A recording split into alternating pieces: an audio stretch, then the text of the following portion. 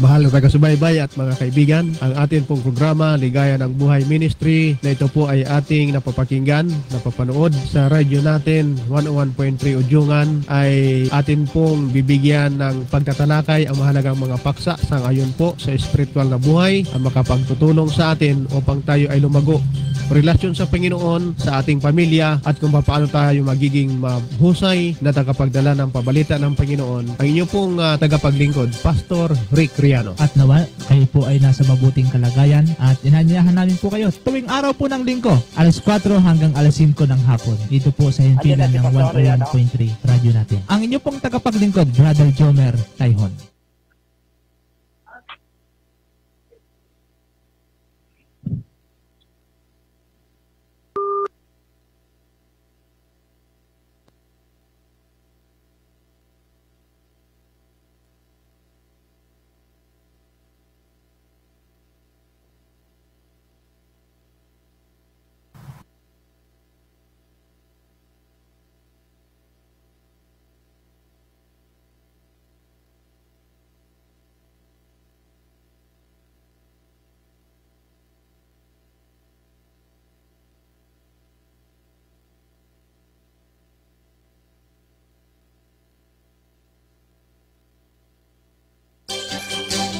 Mahal na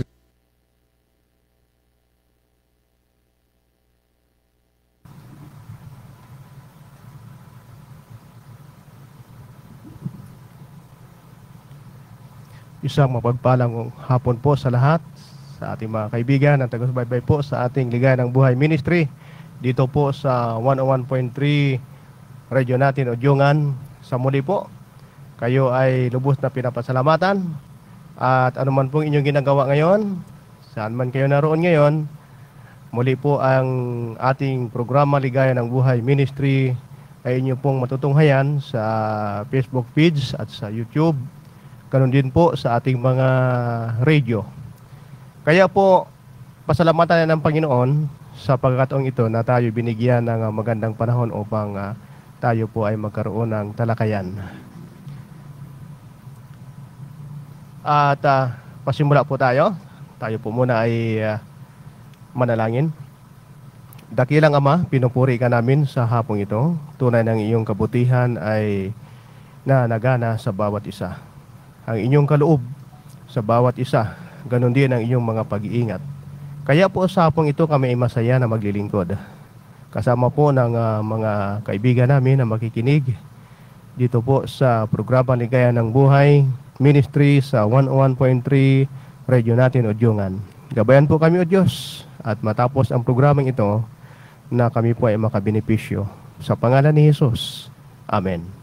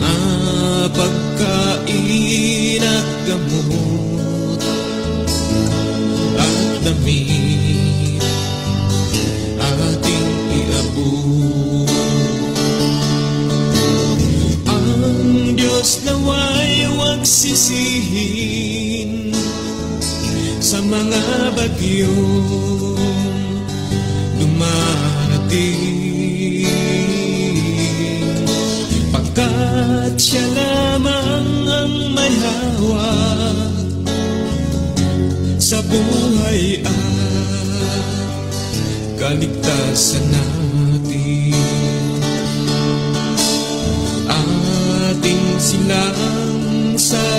natin, mga kababayan natin, upang sila'y makabangon sa sakunang dumating. Sa paglubog ng araw, may bukas pang darating. Handog ito ng Diyos sa atin, upang siya ay ating sundin. Ating silang sagipin, mga kababayan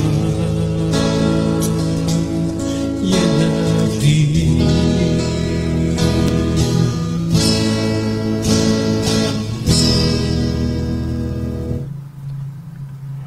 Magandang hapon po sa lahat. Tayo po ay magpapatuloy sa ating programa ngayong hapon sa bahagi po ng ating paglilingkod.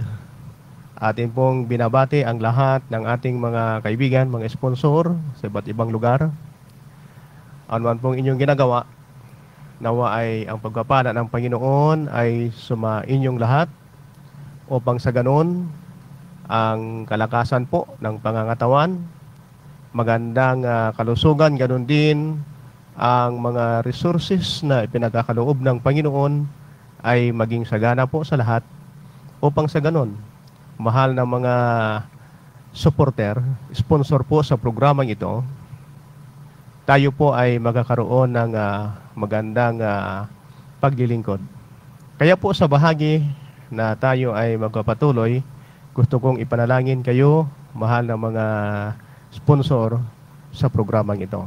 Dakilang Ama, kami po'y masaya sa hapong ito, sapagkat batid po ninyo ang inyong mahal na mga anak na inyong binibigyan ng maraming mga pagkakataon upang sila ay makapaglingkod sa pamaraan po ng pagtulong sa radio ministry dito po sa Ligaya ng Buhay Ministry sa 101.3 radio natin, Udyungan.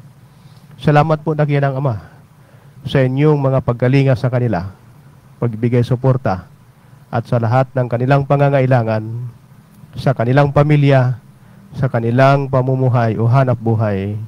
Pinupuno nyo po at binibigyan ng mga pagpapala. Marami po salamat sa tagumpay na ito, sa inyong paggalingang patuloy, sa pangalan ni Jesus. Amen. Mahal na mga kaibigan, tayo ngayon ay dadako at sa muli, ang lahat ng mga kaibigan po natin ay welcome sa ating programa. Ang ating mga kaibigan po dyan sa palibot po ng Udyungan, dito po sa karatig ng mga barangay, sa mga nakikinig, marami pong salamat. Gusto kong binabati kong aking kaibigan dyan po sa Sibuyan, ang aking pamilya, mga mahal sa buhay. Sana po ay nasa maganda kayong kalagayan. At dito rin po sa 11 na mga distrito ng Romblon Mission na pinangungunahan po ng ating mga leaders, si Pastor Orly Pahilan, Sir Dennis Federico, Pastor Jan Panganiban, Pastor Jerome Pereira, at dito po sa ating mga ladies po, mga direktor, sa kanilang mga departamento, Ma'am Love Pahilan, Ma'am Vance Federico, Ma'am Janet Pereira, Ma'am Wian. Sana ay okay ka lang dyan sa Romblon at masaya pa rin sa paglilingkod. Matatapos din yung mga nakaranasan po dyan. Sir Lowin Partusa at ang ating kaibigan, Jezreel Murada. Ganoon din ang ating mga kasama dyan na magkakapamilya, Gonzales family. Brother Wiwin at Sister G sa mga anak. Sana po ay patuloy ang inyong mga paglilingkod na ginagawa at maging masaya lamang po tayo. Ang ating kaibigan din naman, si Arnan Relox. Nagkita po tayo ng isang araw at ang sabi mo ay sumusubaybay ka habang ikaw ay nakasakay sa iyong sasakyan. Marami pong salamat sa iyong pagtangkilik at tunay nga naman na hindi mo nakakalimutan yung ating mga samahan diyan po sa Hillside View Academy. Yung mga estudyante po natin yan. Kayo po na naging maayos na po ang mga kalagayan nasa ibang mga lugar na. At ang iba rin naman syempre ay nagkapamilya na. Ay, okay lang po at relax lang ang buhay. Patuloy lang po. Kahit na sa panahon ngayon ng pandemya ay susulong pa rin tayo sapagkat hindi nga naman magpapabaya ang ating dakilang Panginoon sa pagsuporta sa atin. Kaya itong ating ginagawa ng mga paglilingkod ay magiging makabuluhan para sa lahat. At sa iba pa ng mga pagbati, gusto ko rin batiin ang ating mga leaders sa church sa Northern Tablas District. Pinangungunahan po ng mga elders sa iba't ibang mga iglesia sa bayan po ng Santa Maria. Brother Dan, magaling po kayo. At unti-unti lang ay magkakaroon kayo ng kalakasan. Ang iba pa nating mga kapatid yan na may mga sakit. Brother Jose, nawa po ay patuloy lang po ang panalangin. Sister Rhea, Tenten, at sa inyong pamilya, Ma'am G. Sana ay maging maayos po ang lahat yan ng mga paglilingkod na ginagawa. Sa iglesia po ng Paruhog, kahapon po nagkaroon po tayo ng binyagan yan. 4 na mga kaluluwa sa pangunguna po ng Jewels Care Group Ministry sa pangunguna po ni Brother Jacob Maduro. Marami pong salamat sa inyong patuloy na pagtangkilik at pagsasagawa ng ating gawaing Care Group Ministry. Kahit na po na limitado ang mga pagkilos natin, ganoon pa rin. Ganoon pa rin ang kasigasigan at ang ating talagang marubdob na hangarin upang tayo ay makapaglingkod. Purihin po ang Panginoon at nawa sa ating mga bagong nakatanggap ng bautismo, kumilala sa Panginoon bilang personal na nakapagligtas. Kayo po nawa ay maging matibay. Dito rin sa Central 1 ay may nasagawa din po ng mga bautismo. Salamat po sa mga ginawa ng mga paglilingkod sa Care Group Ministry at maging sa iba't iba pang dako ng ating distrito. Sa San Agustin Church po, marami ding salamat sa inyong pagtangkilik, mga kapatid, mga leader sa church, Lota family, Luistro family, Anyuso family, Morales family, Hunggay family, Pamaran family. Napakarami po ninyo dyan at sa lahat ng tumatangkilik. Magandang hapon po sa inyo at ipanalangin lang po natin ang tagumpay ng ating gawain. Yan po sa sugod, meron po tayong programang inihahanda para po sa sunod na linggo na magkakaroon tayo ng pagtitipon, pagpapahayag ng pabalita ng Panginoon at nawa po ay maihanda ang lugar, ang ating mga kaibigan, Brother Jimboy, sa pagtulong po. At ready na po ang aking partner upang tayo ay makapagsagawa ng paglilingkod yan sa Barangay Sugod. Marami pong salamat sa inyong mga panalangin at sa ibang mga distrito din naman sa Banton, Sibali, Pastor Rodney Gonzales, binabati kita.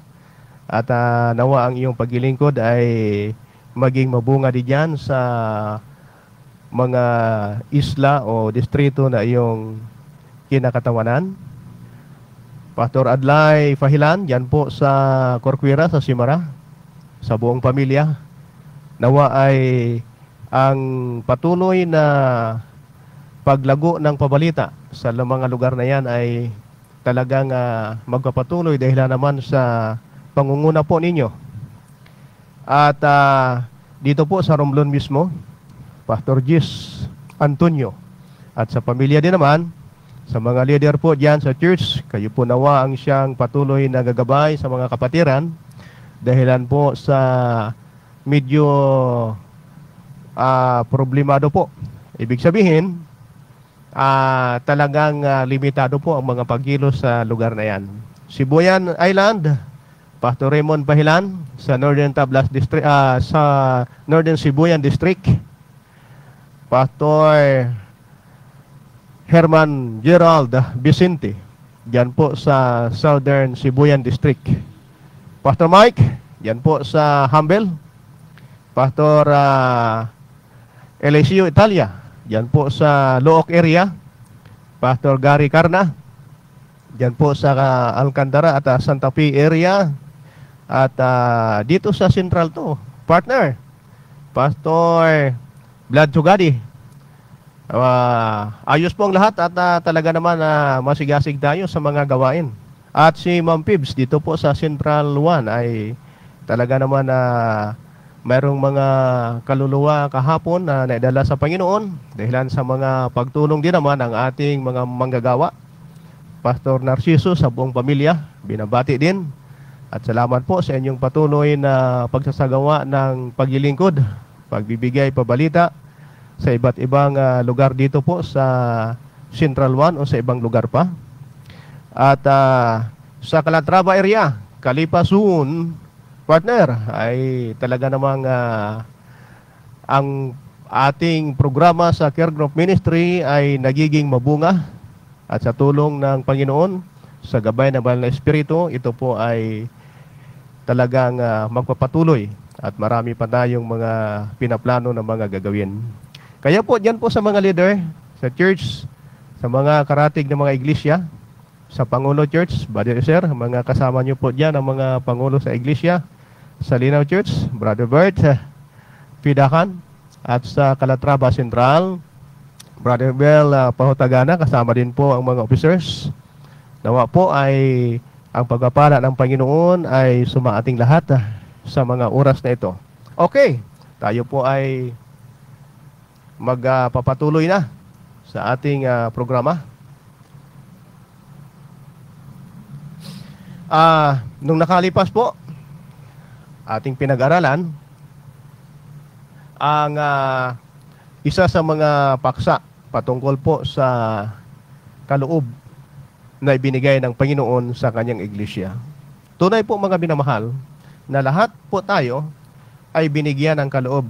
Iba-iba nga lang magagamit natin sa iba't ibang pamamaraan ng paglilingkod. Kaya po may mga katanungan din naman na sasagutin natin. Katulad po ng katanungan, bakit ibinigay ang mga kaloob na ito? Sapagkat ito ay lubhang mahalaga sa ating panahon ngayon at ating bibigyan ng pansin ang mga katanungan ito. Bagamat bago tayo sumagot sa katanungan ito ay ating binabati kapatid na Virgelio Fahilan. Salamat po sa iyong pagtangkilik. Purihin ang Panginoon. At diyan po, galing sa Lipa City, Batangas. Sana ay nasa mabuti kang kalagayan at sa mga kasama mo. At patuloy lang po na tayo tumangkilik at sa pamagitan po niyan, kayo ay sumusuporta. Salamat po din sa mga panalangin. Dito po sa aklat ng mga taga-Episo, ang kabanata ay 4, ang talata ay 12, atin pong sasagutin ang isa sa mga katanungan na bakit ibinigay ang mga kaloob na ito. Ang sabi po sa talata, sa ikakasakdal ng mga banal, sa gawaing paglilingkod, sa ikatitibay ng katawan ni Kristo. Mahal na mga kaibigan, mga taga-subaybay, ito ay sa dahilan na gusto ng Panginoon na tayo ay nasa isang magandang kalagayan. Nasa maayos na pamumuhay, maging sa pisikal at higit sa lahat sa espiritual. Kaya po ang sabi ng talata, sa ikasasakdal ng mga banal.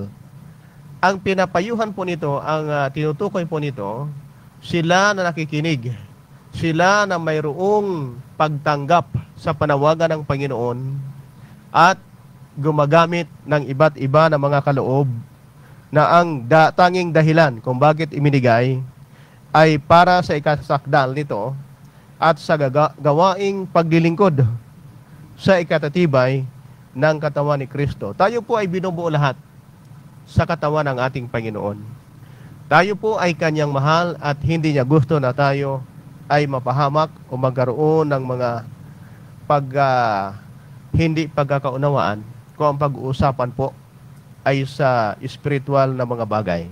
Sapagkat ang nais ng Panginoon, maging maayos po tayo sa ating pamumuhay.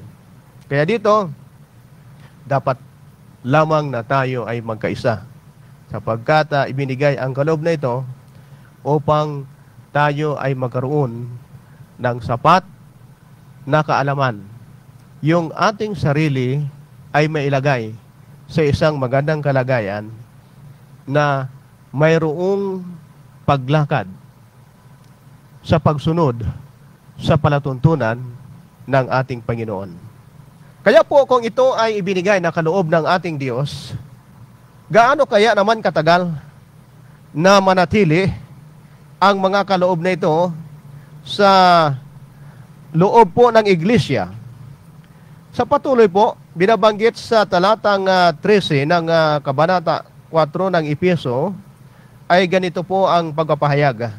Hanggang sa abutin nating lahat ang pagkakaisa sa pananampalataya at ang pagkakilala sa anak ng Diyos, hanggang sa lubos na paglaki ng tao, hanggang sa sukat ng pangangatawan ng kapuspusan ni Kristo. Mahal na mga kaibigan, papansinin po natin kung papaano tayo binibigyan ng sapat na kaalaman. Ang mga kaloob na ito, kabilang ang mga propeta, ay mananatili sa iglesia hanggang sa ang lahat ay lubusang maging katulad ni Kristo. Napakaganda po ng pagkakalahad at ang gusto ng Panginoon, ang kanyang layunin, na tayo ay maging katulad niya sa likas. At dito, mananatili sa iglesia, sa ating lahat, ang kaloob na ito hanggang sa matlubos natin ang ating sarili, maabot yung antas na kung ano ang likas ng ating Panginoon sa kanyang pagiging isang Diyos na matulungin, Diyos na mahabagin, Diyos na sumasaklolo, umaabot ng pangangailangan ng ibang mga tao. Kung sa ating kalagayan, mga minamahal, ito ba ay mahirap na gawin? Samantalang gusto ng Panginoon na malubos tayo sa ganitong kalagayan natin, na siya nga po ang unang nagpahayag sa kanyang sarili upang gawin nating halimbawa. At dahil dito, ito ay nangangahulugan na sila'y mananatili hanggang sa katapusan ng sanlibutan. Ang pananatili po natin, yung pag-angkin ng kaloob ng Panginoon, yung paggamit ng kaloob na ito upang tayo ay malubos sa pagkakilala sa anak ng Diyos at tayo ay magkaroon ng pagkakaisa sa pananampalataya. Mananatili po ito, mahal na mga kaibigan, mahal na mga kapatid, hanggang sa tinatawag sa kapuspusan ng ating Panginoong Hesukristo. Atin pong makakamit at magagaya, ating magagawa kung ano ang ginawa ng ating Panginoong Hesus sa kanyang mga paglilingkod. Kaya po, hindi mahirap gawin ang mga bagay na ito. Ngayon, ano ang kalagayan ng iglesia ng Diyos ngayon? Sapagkat kung ito ay may tinatawag na mga kaloob na dapat nating ginagampanan ngayon. Ano kaya ang magiging bahagi nito sa paglilingkod sa ating kapwa, sa ating pamilya, sa ating iglesia, sa pamayanan na kung saan man tayo? Papaano tayo kikilos bilang isang iglesia na taglay-taglay ang mga kaloob na ito maipahayag, upang sa gano'n naman maging kaaya-aya at tayo rin naman ay maging mabuti sa paningin ng ating kapwa o sino mang tao na nakakilala sa atin. Higit sa lahat, doon po sa binibigyan natin ng pabalita ng Panginoon. Binabanggit po mga mahal na mga kapatid na kapag iyong natagpuan at umanib ka sa iglesia na naroon ang lahat ng mga kaloob na ito, ano ang magagawa nito para sa iyo? Mayroon po bang magagawa ang iglesia o ikaw mismo sa iyong sarili kapag natagpuan mo ang katotohanan? Nararanasan mo ngayon o kaya ay nadiskubre mo sa iyong sarili na ako pala ay mayroong kaloob na ibigay ng Panginoon, papaano ko po gagamitin ito? Ano ang magagawa nito para sa akin, para sa iyo? Dito po sa talatang 14 ng Kabanata 4 ng Episo, ganito po ang sinasabi, upang tayo'y huwag nang maging mga bata pa, na napapahapay dito at doon at dinadala sa kabila ng lahat na hangin ng aral sa pamagitan ng mga daya ng mga tao sa katusuhan ayon sa mga lalang ng kamalian. Alam po natin mga minamahal na mga kaibigan, kapag ang isang tao ay pumasok sa iglesia na nagtataglay ng lahat ng kaloob na mayroon siya ay hindi na makikilos sa kanyang pananampalataya. Ibig sabihin, mayroon kang kalakasan ngayon sa iyong sarili na ang pananampalataya na iyong tinanggap, anumang mga pagsubok, anumang mga chismis na ginagawa ng iyong kapwa, o maging sabihin natin mismo sa iyong pamilya, ay hindi ka pwedeng maapektuhan sapagkat matibay ang pagkapit mo sa pananampalataya na iyong tinanggap. Ang sabi po, hindi ka na dapat na makikilos kung ano ang pananampalataya na mayroon ka ngayon. Bagamat, papansinin po natin ito minamahal, sa kabila ng ating pagiging dapat na tayo ay maging matibay, ang layunin ni Satanas ay ang alisin kahit isa sa mga espiritual na kaloob sa iglesia. Yun po ang kanyang layunin at gumagawa siya ngayon araw at gabi. Kung paano tayo maluloko, tayo ay malilinlang, at gusto po niya na kunin, alisin sa atin ang mga kaloob na ito. Sapagkat alam niya, ang bunga nito ay pagkalito sa mga Kristiyano. Kapag tayo po ay nahirati sa mga gawa na hindi kaayon sa kalooban ng Panginoon, masasanay po tayo sa gawaing ganon kung ano man yung mga nakasanayan natin. At ang bunga po nito, malilito po tayo. Ano ba ang tunay? Ano ba ang dapat kong gawin? Saan na ako sa aking kalagayang espiritual? Na ang kaloob na ibinigay ng Panginoon ay nagamit mo ngayon sa iyong pangsarili, at kung papaano mahayag sa iyong sarili na unti-unti na ikaw ay nawawala sa ating Panginoon. Kaya po, bibigyan po natin ng pansin, mga mahal na mga kaibigan, ang iglesia ba, sa isa pong katanungan, ang iglesia ba ng Diyos sa bagong tipan ay may kaloob na espiritual ng propesiya? Ganun po ha. Sa bagong tipan, ang sabi po, ang iglesia ba ng Diyos sa bagong tipan ay may kaloob na espiritual ng propesiya? Mayroong pong pahayag sa aklat ng mga taga-Korinto, si San Pablo, ang kabanata ay 1, ang talata ay 6, at ganito po ang sinasabi, gaya ng pinagtibay sa inyo ng patutuo ni Kristo. Gaya ng pinagtibay na patutuo ni Kristo. Sinasabi po ng unang Korinto sa talatang 7 na nasa kanila ang lahat ng kaloob. At sa talatang 6 po ay maliwanag na binanggit ang patutuo ni Kristo na siyang espiritu ng panghuhula.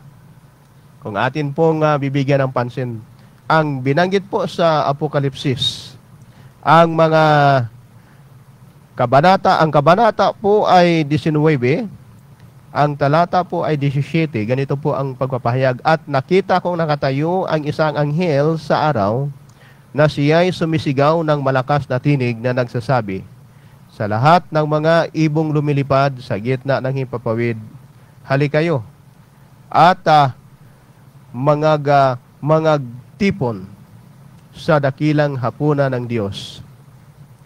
Dito po sa talatang 10 ay ganito po ang pagpapahayag. At ako'y nagpatira pa sa kanyang paanan upang siya'y aking sambahin. At sinasabi niya sa akin, ingatan mong huwag gawin iyan. Ako'y kapwa mo alipin at ng iyong mga kapatid na mayroong patutuo ni Jesus, sumamba ka sa Diyos sapagkat ang patutuo ni Jesus ay siyang espiritu ng hula. The spirit of prophecy is there. Ibinabahagi po ng banal na kasulatan, ang isang tunay na iglesia ay may patutuo ng hula. Espiritu ng panghuhula. Kaya po hindi ka malilito, kaibigan, sa pagtungo, sa pagkilala sa isang tunay na iglesia. Itinuturo ba ng Apokalipsis na ang iglesia ng Diyos sa huling panahon ay magtataglay ng espiritu ng panghuhula? Ito ba ay totoo na nagaganap o magaganap, mahal na kaibigan? Itinuturo ba ito ng Santa Biblia na ang iglesia ng Diyos ngayon sa huling kapanahunan ay magtataglay ng tiyatawag espiritu ng panghuhula? Dito po sa Kabanata 12 ng Apokalipsis, ang mga talata ay 17. Ito po ang pagpapahayag. At nagalit ang dragon sa babae at umalis upang bumaka sa nalabi sa kanyang binhi, na siyang nagsisitupad ng mga utos ng Diyos at may patutuo ni Jesus. Ano pong ibig sabihin nito? Mayroon bang pagtataglay ang espiritu ng panghuhula ang iglesia ng Diyos sa huling kapanahunan ngayon? Opo, mahal na kaibigan. Ating pag-aralan ang tiyatawag na tunay na iglesia ng Diyos, na ito po ay nilalarawan ng Apokalipsis, ang kabanata ay 12. At dito, siya ay kinakatawanan ng isang babae. Ang sabi po sa talata, ang dragon ay ang diablo. Atin pong mababasa yan sa Apokalipsis 12:9. Dito po sa talatang 17, binanggit po na maliwanag na nagsasabi na ang iglesia ng Diyos sa huling panahon ay magsisitupad ng utos ng Diyos at may patutuo ni Jesus. Na siya pong mahal na mga kaibigan, siyang mayroong espiritu ng panghuhula o tiyatawag na spirit of prophecy, sang-ayon po sa Apokalipsis 19:10. At kung atin din namang ihahambing ang Apokalipsis 22, ang talata po ay 9, ay ganito po ang pagpapahayag. At sinasabi niya sa akin, ingatan mong huwag gawin iyan. Ako'y kapwa mo alipin at ng mga kapatid na mga propeta at ng mga tumutupad ng mga salita ng aklat na ito. Sumamba ka sa Diyos. Malalaman po natin, mahal na mga kaibigan, mayroong isang matibay na pagkakilanlan sa isang tunay na iglesia ng Panginoon. mayroon po siyang tinatawag espiritu ng panghuhula o spirit of prophecy. Patutuo ni Jesus, nagtataglay, at mayroong pagkapahayag kung paano ipinapakilala na dito ay mayroong tunay na propeta ang ating Panginoong Diyos. Katanungan po na gusto nating sagutin, anong tatlong bagay ang sinabi po ni Pablo tungkol sa mga propeta? Meron pong tatlong bagay na binanggit si Apostol Pablo tungkol po sa mga propeta. Dito po sa unang Tesalonika, ang kabanata ay 5, mga talatang 20 at 21. Huwag ninyong hamakin ang mga panghuhula. Subukin ninyo ang lahat ng mga bagay. Ingatan ninyo ang mabuti. Dito po, ang sabi, huwag hamakin ang panghuhula. Subukinan po natin kung ang lahat ng mga bagay ay totoo o matuwid. At kinakailangan po natin itong ingatan. Ingatang mabuti, panghawakan, susundin, at ipahayag. Sapagkat ito po ang narapat na gawin ng tunay na lingkod ng ating Panginoon. Opo, mayroong tunay na propeta ang Diyos sa kanyang iglesia. At ito ay nagiging isang malakas na instrumento upang ang iglesia ay mapatatag. Sinasabi po upang magkaroon ng pagkakaisa sa pananampalataya.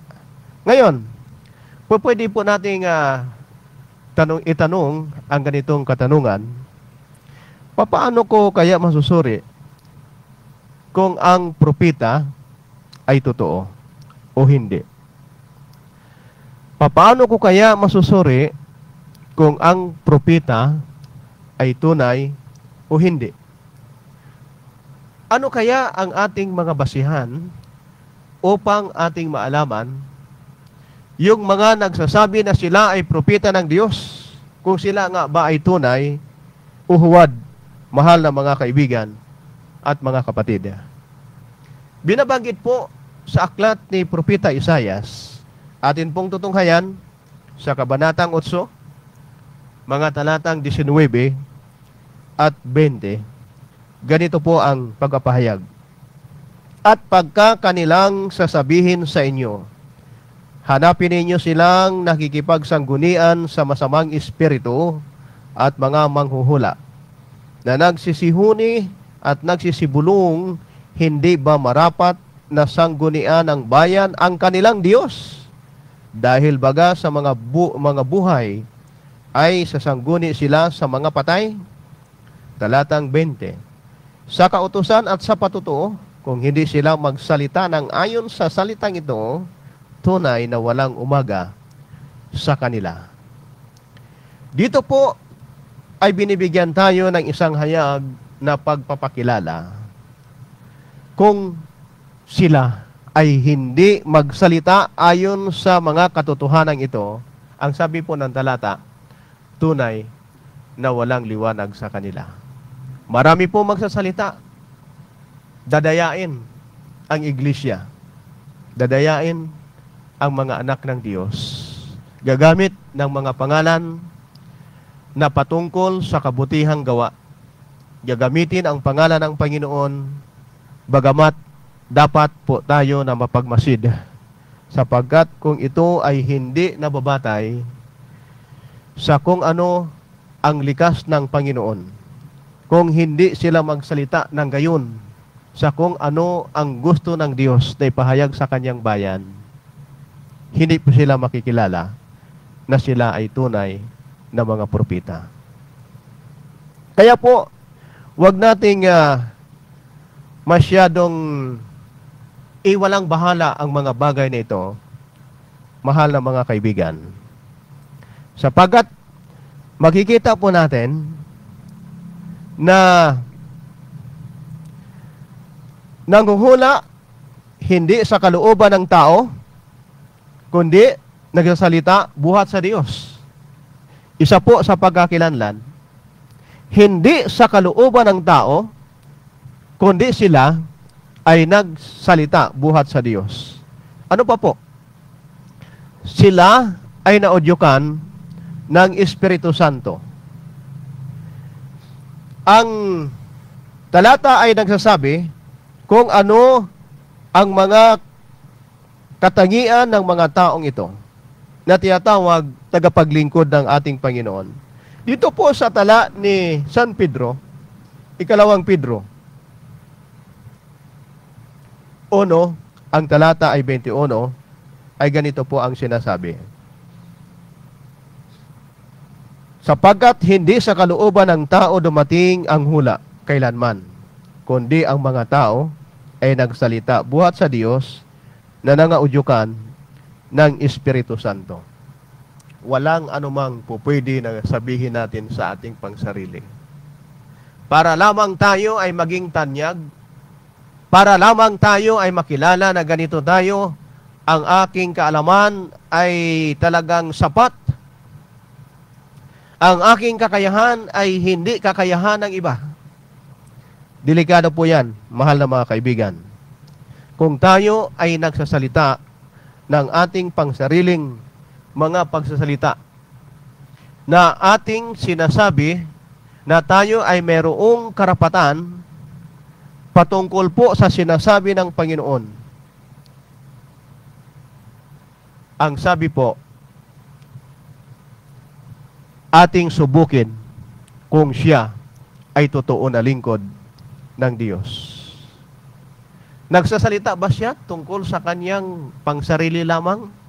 O kaya ito ay nahahayag dahilan sa kalooban ng ating Panginoon?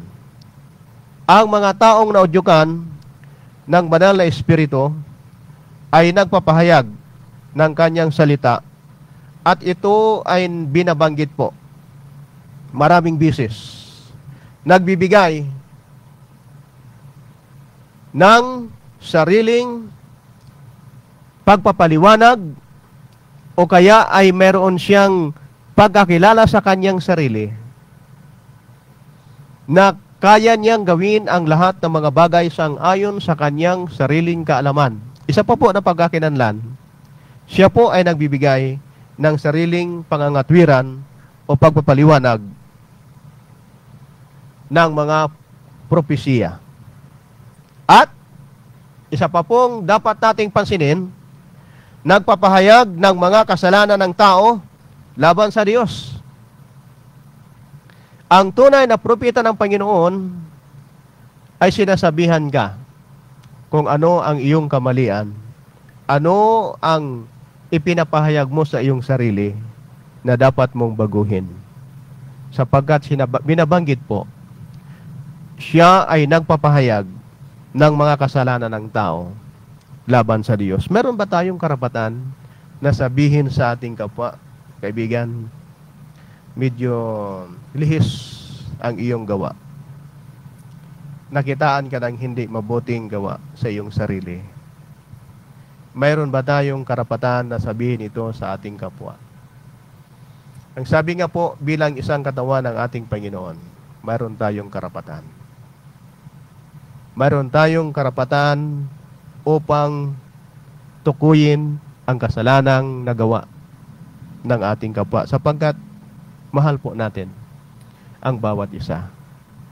Kung ang Panginoon ay nagpapahayag na tayo ay magmahalan sapagkat una siya na nagmahal sa atin, pwede ba na sabihin natin na tayo ay walang pakialam sa ating kapwa? Pwede ba na tayo ay magkakanya-kanyahan? Pwede ba na ako ay kikilos sang ayon sa aking kagustuhan? Walang pakialam ang sinuman. Gagawin ko kung anong gusto ko. Mangyayari kung ano ang gustong mangyayari. Hindi po ganon, mahal na mga kaibigan, sapagkat hindi ang nais ng Panginoon na tayo ay magkaroon ng kanya-kanyahan. Pagpakilanlan pa rin, nagbababala ng pagdating ng paghuhukom. Atin pong makikilala ang isang tunay na propeta na siya ay nagpapahayag kung ano ang magaganap sang-ayon po sa sinasabi ng Diyos sa mga huling araw. Atin pong papansinin ang binabanggit sa Kabanata 24 na libro ni Propeta Isaias, mga versikulo 20 at 21. Ito po ang sabi ng talata. Ang lupa ay gigiray na parang lango at mauuga na parang dampa. At ang kanyang pagsalangsang ay magiging mabigat sa kanya at mabubuwal at hindi na magbabangon. Talatang 21. At mangyayari sa araw na yaon na parurusahan ng Panginoon ang hukbo ng mga mataas sa itaas at ang mga hari sa lupa sa ibabaw ng lupa. Mayroon pong paghuhukom na darating. Ito po ay naibadya, naipahayag, at ang isang tunay na pagkakilanlan sa propeta ng Panginoon, siya po ay nagbibigay babala sa pagdating ng paghuhukom.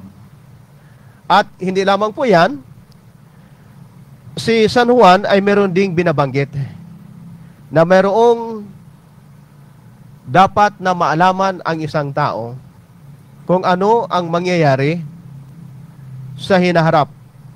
Sapagkat ito po ang binabanggit ng tala ng Kabanata 14 ng Apokalipsis. Ang mga talata ay 6 at 7. At nakita ko ang ibang anghel na lumilipad sa gitna ng langit at may mabuting balita na walang hanggan upang ibalita sa mga nananahan sa lupa at sa bawat bansa at angkan at wika at bayan. At sinasabi niya ng malakas na tinig, matakot kayo sa Diyos at magbigay kaluwalhatian sa Kanya, sapagkat dumating ang panahon ng Kanyang paghatol at magsisamba kayo sa gumawa ng langit at ng lupa at ng dagat at ng mga bukal ng tubig. Binabanggit po, mahal na kaibigan, na mayroong paghatol na darating at hindi po ito po pwede na mahadlangan sapagkat ito ay binanggit ng ating Panginoon. Ang totoong propeta ng Diyos ay nagbabala tungkol sa paghuhukom na gagawin ng Panginoon. Ano pa po ang makikita natin na po pwedeng pagkakinanlan ng isang propeta? Siya po ay nagpapatibay, nangangaral, at nang-aaliw sa espiritu na bagay.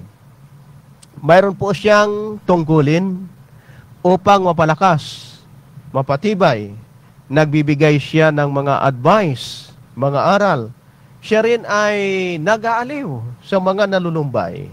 Opo, ang binabagin po ng Santa Biblia sa unang Korinto,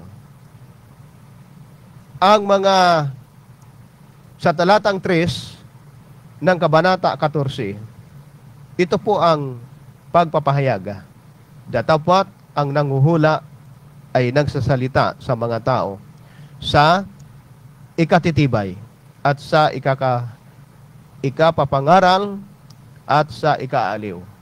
May 30 bahagi na binabanggit ang talata sa ikatitibay at sa ikapapangaral at sa ikaaliw. Kung mayroon po ganito na ating nakikita ang ating iglesia na ganitong katangian, purihin ang Panginoon sapagkat hindi po naalis na mayroong mga taong nagbibigay aliw, nagbibigay aral, at nagpapatibay sa pananampalataya ng bawat isa.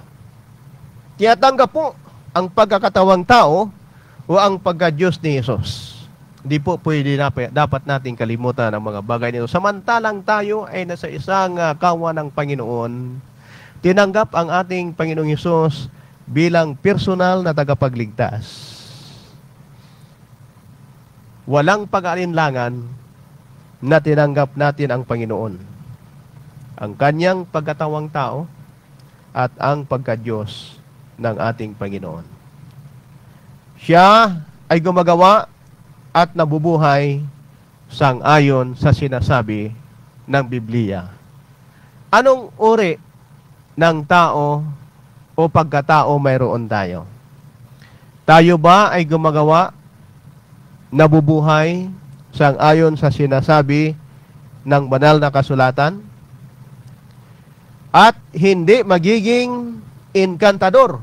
Yan po ha, ang isang propeta nabubuhay sang-ayon sa sinasabi ng banal na kasulatan, siya po ay hindi rin dapat na sa pagiging inkantador, mahiko, o taong nakikipagsanggunian sa mga patay, sapagkat ito po ay hindi nararapat at hindi ito pinapayagan ng Panginoon, karumal-dumal ito sa kanyang harapan. Ngayon, mahal na mga kaibigan, medyo masalimuot ang ating buhay ngayon. At may mga bagay na isaalang-alang natin upang tayo ay magkaroon ng sapat na pagkilala sa katotohanan. Ang mga bagay na ito na narito, ipinadala ng Diyos sa kanyang iglesia, sa kanyang bayan, ang mga tagapaglingkod. Tinatawag ng mga propita na sa kasulukuyan sa mga panahong ito ay naandyan sila. Ang sabi nga po, kung ating papansinin ang sinasabi na banal na kasulatan sa unang Korinto, ang mga kapitulo 12, ang talata ay 1. Ngayon tungkol sa mga kaloob na ayon sa Espiritu, mga kapatid, ay hindi ko ibig na hindi kayo makaalam. Talatang 11, ano po ang sabi ni San Pablo? Datapwat ang lahat ng ito ay ginagawa ng isa at ng gayon ding Espiritu na binabahagi sa bawat isa ayon sa kanyang ibig.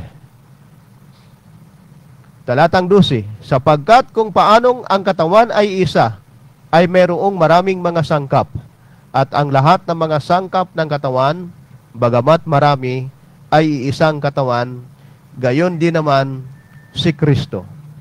Talatang 13, sapagkat sa isang Espiritu ay binabautismuhan tayong lahat sa isang katawan, maging tayo'y Hudyo o Grigo, maging mga alipin o mga laya, at tayong lahat ay pinainom sa isang Espiritu, sapagkat ang katawan ay hindi isang sangkap, kundi marami. Kung sasabihin ng paa, sapagkat hindi ako kamay at hindi ako sa katawan, hindi nga dahil dito'y hindi sa katawan. At kung sasabihin ng tainga, sapagkat hindi ako mata, ay hindi ako sa katawan, hindi nga dahil dito'y hindi sa katawan. At kung ang buong katawan ay pawang mata, saan naroon ang pakinig? Kung ang lahat ay pawang pakinig, saan naroon ang pangamoy? 18. Datapwat ngayon, inilagay ng Diyos ang bawat isa sa mga sangkap ng mga katawan ayon sa kanyang minagaling. Napakaganda ng pagdisenyo sa atin ng Panginoon. Ibig sabihin sa pangkalahatang pagpapaliwanag, minamahal na mga kaibigan, binubuo tayo ng maraming sangkap sa ating katawan. Hindi dapat naghihiwalay ang iglesia ng Diyos. Hindi dapat tayo nagkakawatak-watak sa hangaring o gawaing paglilingkod, sapagkat bawat isa sa atin ay mayroong mga responsibilidad na dapat gagawin. Hindi ka po pwede na mag-isa.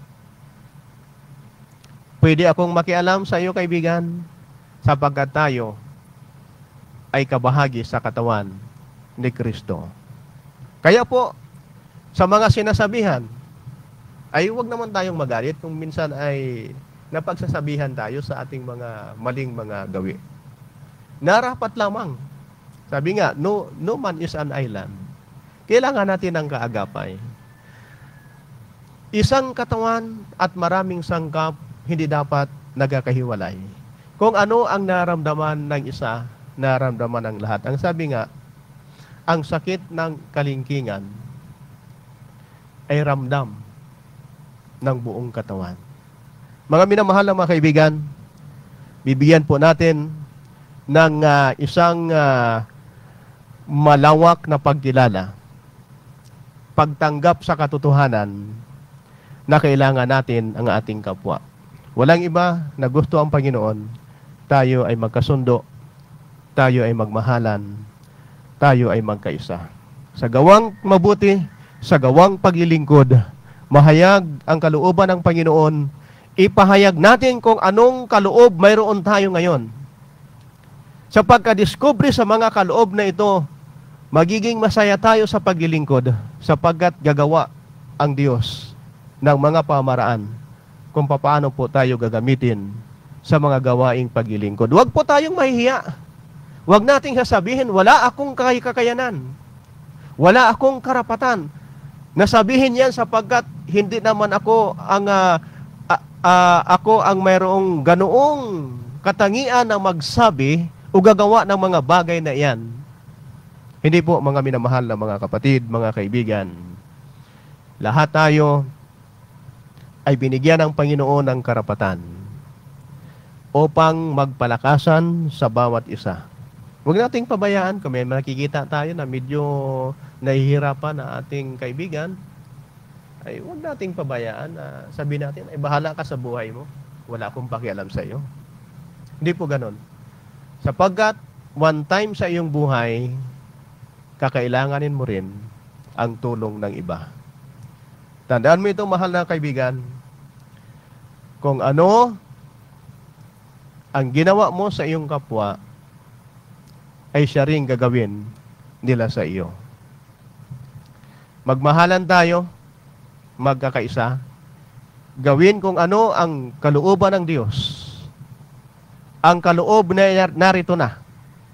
Sa iglesia ay may binigay ng mga propeta ng papahayag upang magkaisa, magsalita ng katotohanan, magturo at magbigay aliw. Tayo, mahal na mga kaibigan, ay may karapatan sa mga bagay na ito. Higit sa lahat, sa ating pamilya. Palakasin natin ang ating pananampalataya, relasyon sa bawat isa, sapagkat napakaganda nga namang tingnan kung ang bawat isa ay mayroong magandang samahan. Nagtutulungan, nagdadamayan, nagsasalo-salo sa kung anumang mga pagpapala mayroon. Lalo ngayon, kinikilala ng buong mundo ang tinatawag na malamig na panahon ng Pasko ay totoo nga naman at maraming mga nag-aantay na diyan. Marahil ay ang mga kaibigan o mga inaanak. Ganun po, no? Ay hindi natin makakaligtaan yan na merong minsan ay merong kakatok, merong dudulog sa iyong tahanan. Ano ang iyong magiging response sa mga bagay na ito?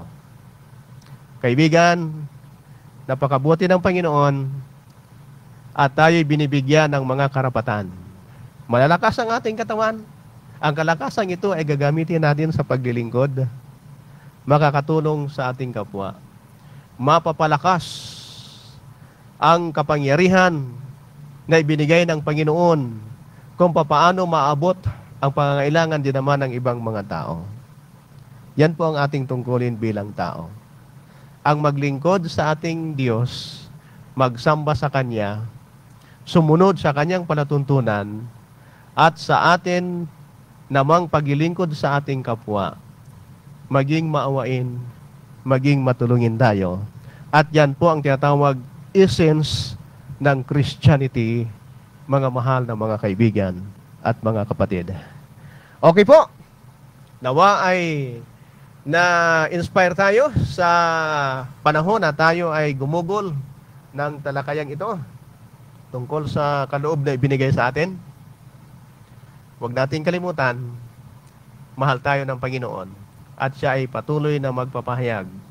Ipapakilala sa atin ang mga talento, mga kaloob. Kung hindi pa natin ito ngayon nagagamit, tuklasin natin sapagkat ito na ang tamang panahon upang tayo ay makapaglingkod sa Panginoon at sa ating kapwa.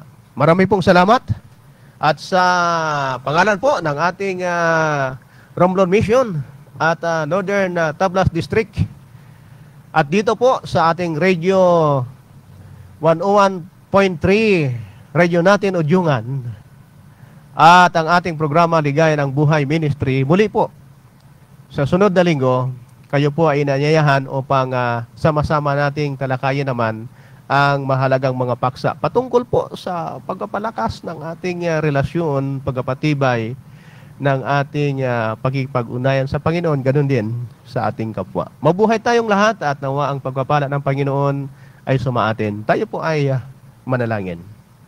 Purihin kadakilang Ama, salamat po sa iyong kabutihan, hindi ka nagpapabaya.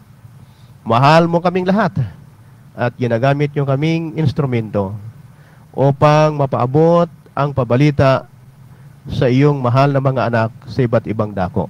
Sa ganitong pamaraan ng paglilingkod, masaya po kami sapagkat sa mga talento, kaloob na iyong ibinigay, nagagamit po namin upang maglingkod. Purihin ka dakilang Ama. Maraming salamat sa pangalan ni Jesus na aming tagapagligtas. Amen.